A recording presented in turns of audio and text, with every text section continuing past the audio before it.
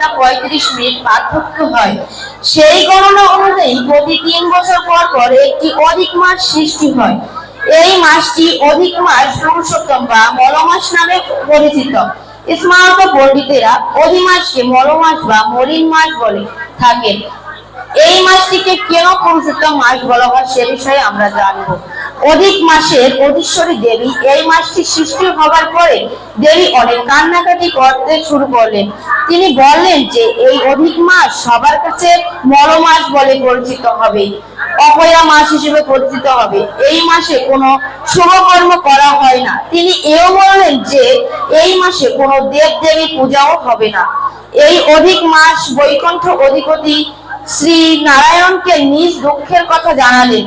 তিনি কৃপাপূর্বক অধিক মাসকে সঙ্গে নিয়ে গোলকে শ্রীকৃষ্ণের কাছে গেলেন। তখন ভগবান কৃষ্ণ এই অধিক মাসকে অভয় দিলেন। তিনি বললেন, হে রমাপতি, তুমি দুঃখ করো না। আমি যেমন এই জগতে পুরুষোত্তম নামে বিখ্যাত এই অধিক মাস তেমনি পুরুষোত্তম নামে বিখ্যাত হবে।